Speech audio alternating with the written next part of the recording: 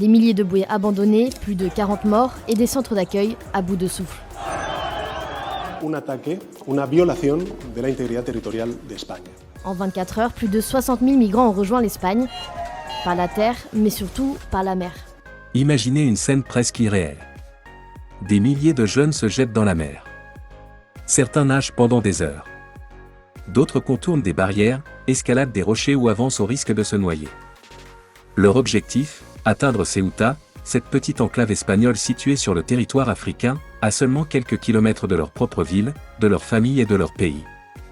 Ces jeunes ne fuient pas une guerre officielle. Ils ne viennent pas d'un pays détruit par des bombardements. Ils viennent du Maroc, un État souvent présenté comme l'une des plus grandes réussites économiques et diplomatiques du continent africain. Un pays qui investit massivement en Afrique subsaharienne. Un pays qui construit des ports, des autoroutes, des lignes ferroviaires à grande vitesse et des complexes industriels. Un pays qui accueille des entreprises internationales, développe l'automobile, l'aéronautique, les énergies renouvelables et prépare avec ambition la Coupe du monde de football de 2030. Mais ce tableau, flatteur pour les investisseurs étrangers, cache une réalité plus complexe et douloureuse pour des millions de ses citoyens. Car le Maroc, malgré sa puissance économique affichée, peine à transformer cette croissance en prospérité partagée. Et ce paradoxe n'est pas seulement marocain, il est le symptôme d'un mal plus profond qui frappe l'ensemble du continent, où les modèles de développement peinent à offrir des perspectives à la jeunesse. Alors, comment expliquer que des dizaines de milliers de jeunes Marocains soient prêts à risquer leur vie pour quitter ce prétendu modèle de réussite ? Comment un pays peut-il être présenté comme une puissance montante tout en donnant à une partie de sa jeunesse le sentiment qu'elle n'a plus d'avenir chez elle ? Et surtout, que nous révèle cette crise sur le conflit permanent entre le Maroc et l'Algérie, deux pays voisins qui se disputent le leadership régional pendant qu'une partie de leur jeunesse rêve de partir en Europe ? C'est ce que nous allons analyser aujourd'hui, en replaçant ces enjeux dans leur contexte panafricain, car ce qui se joue à Ceuta dépasse les frontières du Maroc et interroge le modèle de développement de toute l'Afrique. Ceuta, la frontière entre deux mondes. Ceuta est une ville espagnole située au nord du Maroc. Géographiquement, elle se trouve en Afrique.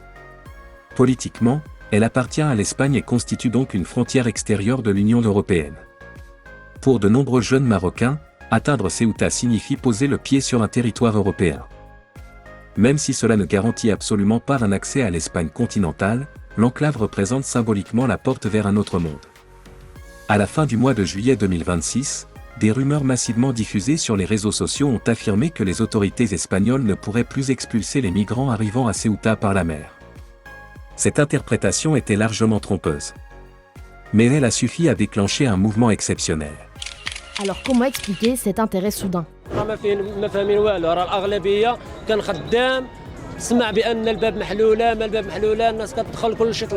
Difficile d'identifier l'élément déclencheur, mais plusieurs sources évoquent un bouche à oreille sur une ouverture présumée des frontières. Me salió una noticia que salía de que ya no los podían devolver. Y al enterarse de eso, pues todos se tiraron al agua.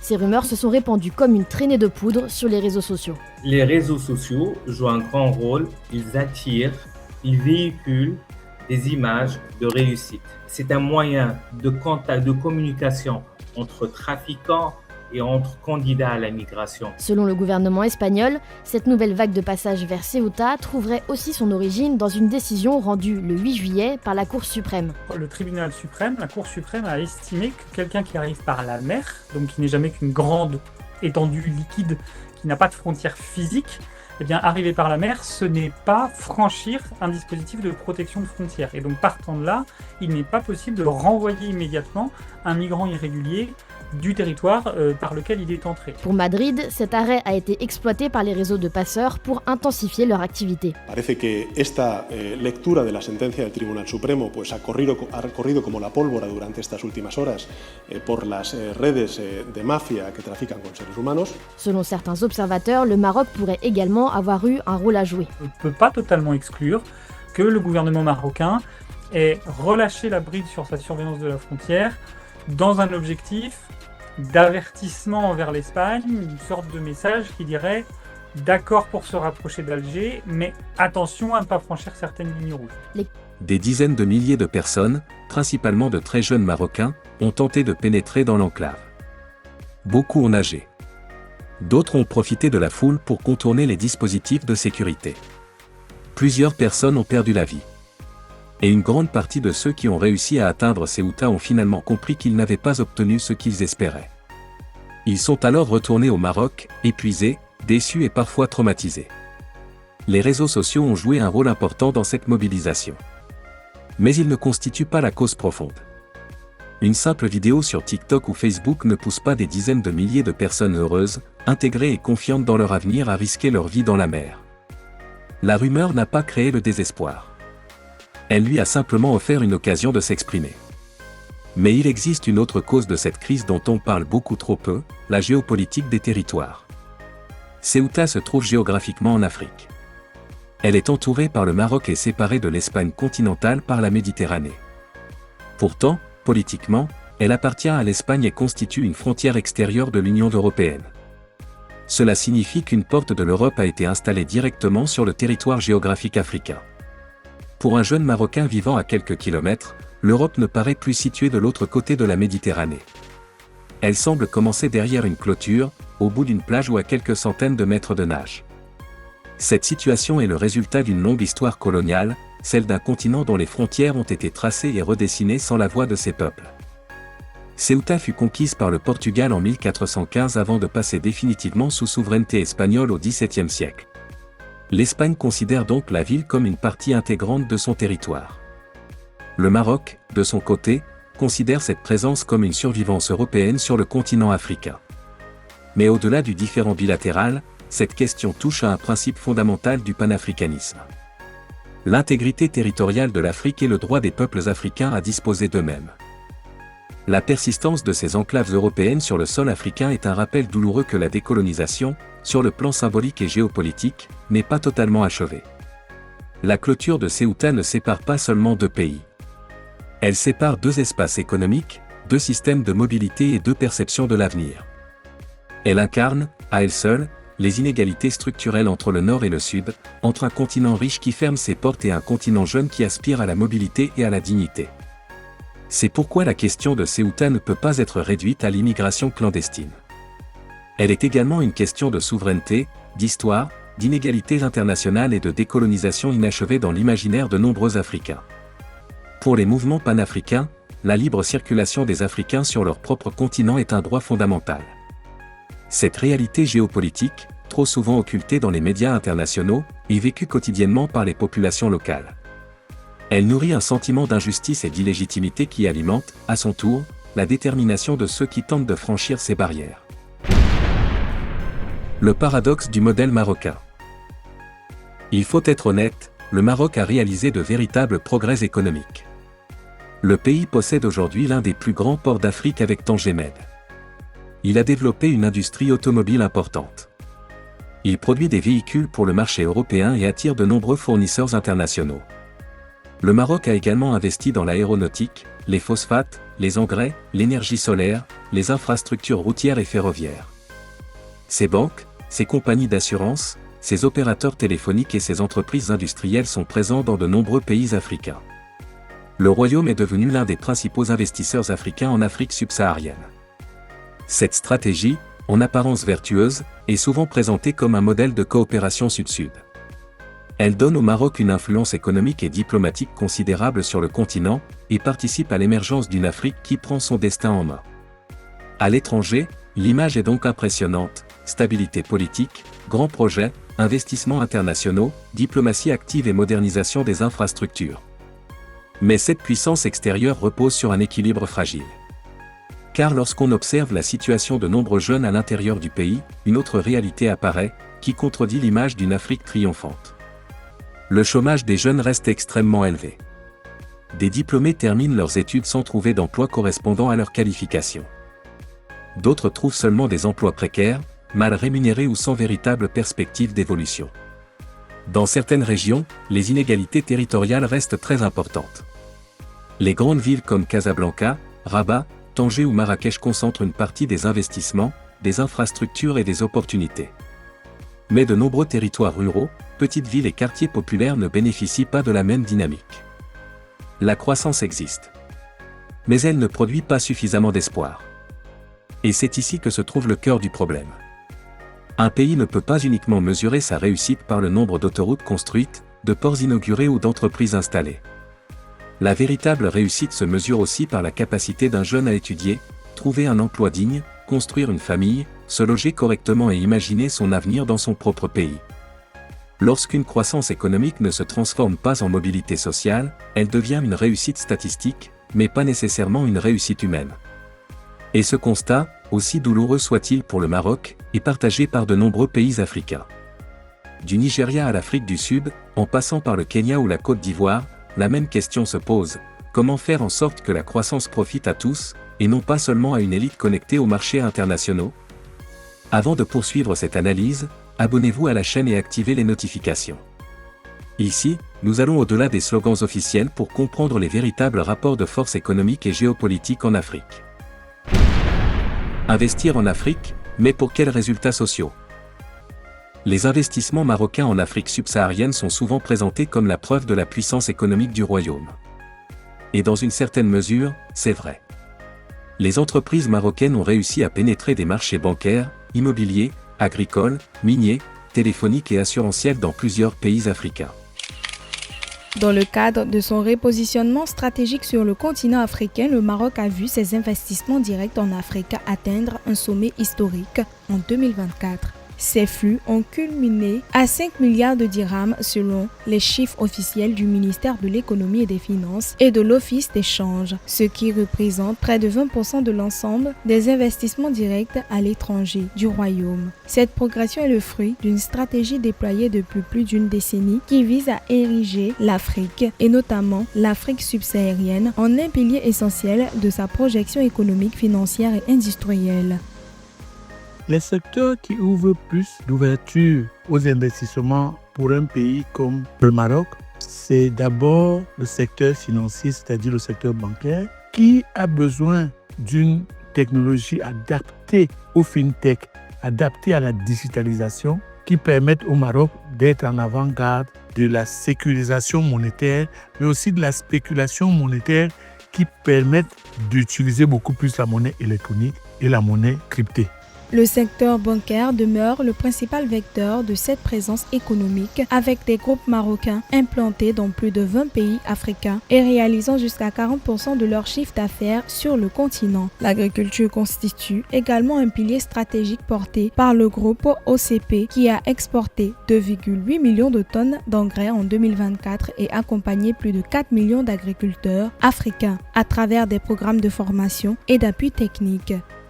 Cette expansion permet au Maroc de diversifier ses partenaires, de renforcer son influence diplomatique et de développer de nouveaux marchés. Sur le plan panafricain, cette présence est un atout. Elle participe à l'intégration économique du continent, crée des ponts entre le Maghreb et l'Afrique subsaharienne, et diversifie les sources de financement des projets locaux. C'est une forme concrète de solidarité africaine. Mais investir à l'étranger ne signifie pas automatiquement améliorer la vie de la population à l'intérieur du pays. Lorsqu'une banque marocaine ouvre des agences en Afrique de l'Ouest, elle crée aussi des emplois dans les pays concernés. Lorsqu'un grand groupe investit dans un projet immobilier ou industriel à l'étranger, les bénéfices peuvent revenir à l'entreprise et à ses actionnaires sans nécessairement se transformer en milliers d'emplois pour les jeunes Marocains. Le problème n'est donc pas que le Maroc investisse en Afrique. Le problème est de savoir comment la richesse créée est redistribuée, que ce soit au Maroc ou dans les pays d'accueil. Car une approche purement extractive, où les profits repartent vers le siège sans bénéfice local, serait une trahison de l'idéal panafricain. L'Afrique a besoin d'investissements, mais elle a aussi besoin que ces investissements soient inclusifs, qu'ils créent des emplois décents, qu'ils transfèrent des technologies et qu'ils renforcent les capacités locales. Le Maroc, en tant que nation africaine, a la responsabilité de montrer l'exemple. Combien de petites et moyennes entreprises marocaines profitent réellement de cette expansion? Combien de jeunes diplômés y trouvent un débouché? Combien de régions défavorisées bénéficient de ces investissements? Combien de familles voient concrètement leur niveau de vie progresser? Une économie peut afficher une croissance forte tout en laissant une grande partie de sa jeunesse à l'écart. Elle peut devenir plus riche sans devenir suffisamment inclusive. Elle peut construire des infrastructures impressionnantes sans construire assez de confiance dans l'avenir. C'est exactement ce que les événements de Ceuta semblent révéler. Et cette révélation est une alerte pour toute l'Afrique, le développement ne peut pas se limiter à des projets pharaoniques, il doit avoir un visage humain. Cette crise donne-t-elle raison à notre analyse sur le Maroc et l'Algérie? Dans notre précédente vidéo sur la guerre froide entre le Maroc et l'Algérie, nous expliquions que la rivalité entre les deux pays affaiblit l'ensemble du Maghreb. La crise de Ceuta renforce cette analyse. Mais attention, il ne s'agit pas d'utiliser la souffrance des jeunes Marocains pour célébrer une prétendue victoire algérienne. L'Algérie connaît elle aussi le chômage des jeunes, le manque de perspectives, les inégalités territoriales et le phénomène des haragas.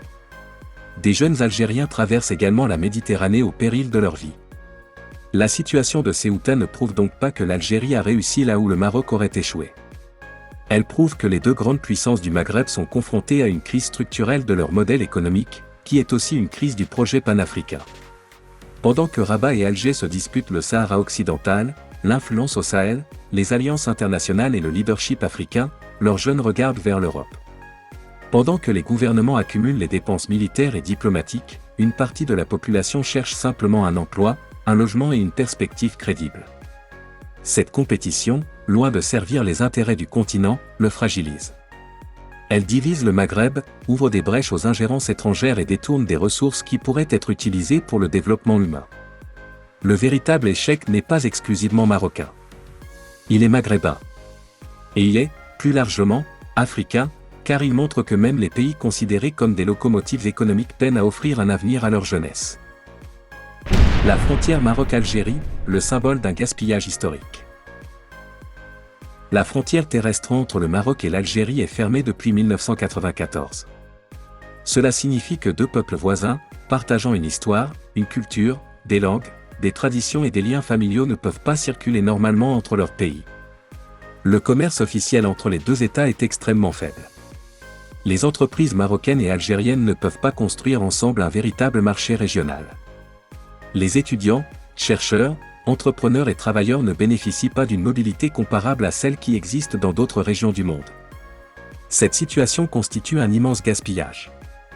Et elle est en totale contradiction avec les aspirations panafricaines. L'un des piliers de l'Union africaine est la libre circulation des personnes et des biens.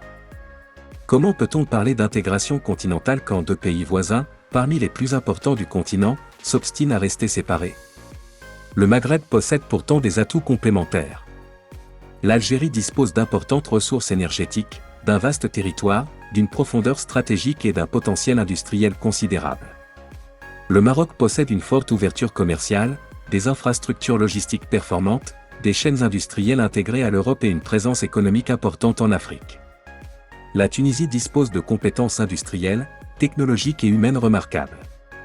La Mauritanie possède des ressources minières, halieutiques et énergétiques importantes. Imaginez maintenant ces forces réunies dans un marché régional cohérent. Un espace économique capable de coordonner son énergie, ses infrastructures, son agriculture, son industrie, ses universités et ses investissements.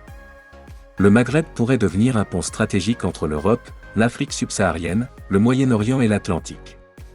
Il pourrait être le moteur de l'intégration africaine, un exemple concret de ce que l'Union africaine appelle l'Agenda 2063.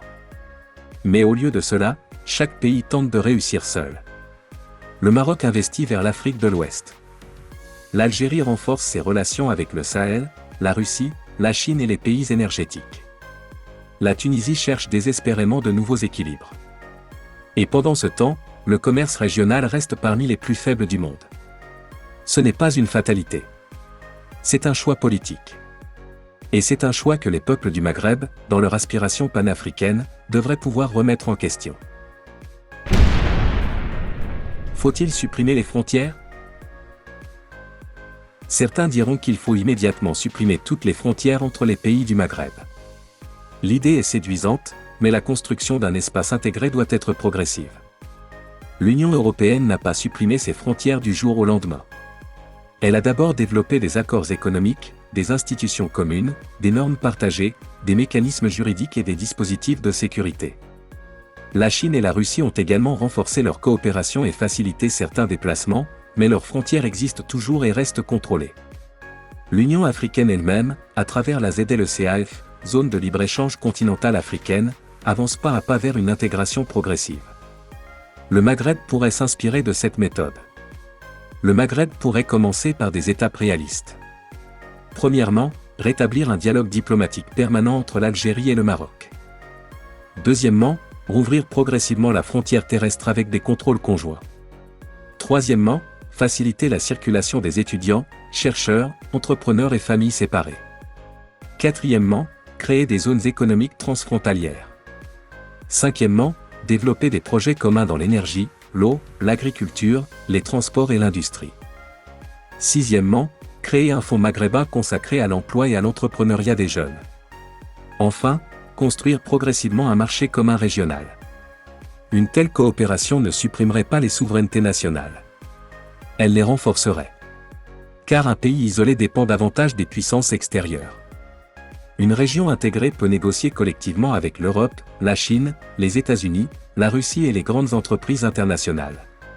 Et c'est aussi cela, le sens profond du panafricanisme, l'union fait la force. Face à un monde multipolaire et compétitif, les nations africaines ont tout à gagner à parler d'une seule voix et à coordonner leur politique. Ceuta et un avertissement.